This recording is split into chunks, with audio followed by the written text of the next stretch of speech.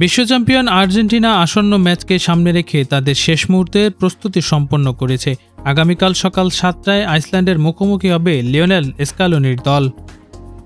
Coach Scaloni নিশ্চিত করেছেন Lionel Messi ম্যাচে খেলবেন, তবে তাকে কতক্ষণ মাঠে রাখা হবে সে বিষয়ে এখনও চূড়ান্ত সিদ্ধান্ত হয়নি।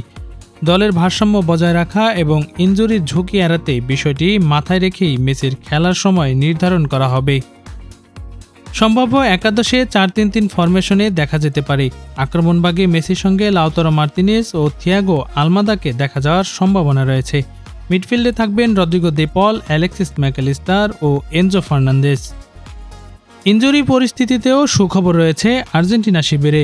গোলরক্ষক এমিলিয়ানো মার্তিনেজ দ্রুত সুস্থ হয়ে উঠছেন। অন্যদিকে লিয়ান্ড্রো বালের্দির বিকল্প নিয়ে সিদ্ধান্ত শিগগিরই জানানো হবে। আইসল্যান্ড সাধারণত রক্ষণাত্মক ও শারীরিক ফুটবল খেলে, তাই এই ম্যাচটি আর্জেন্টিনার জন্য সহজ হবে না।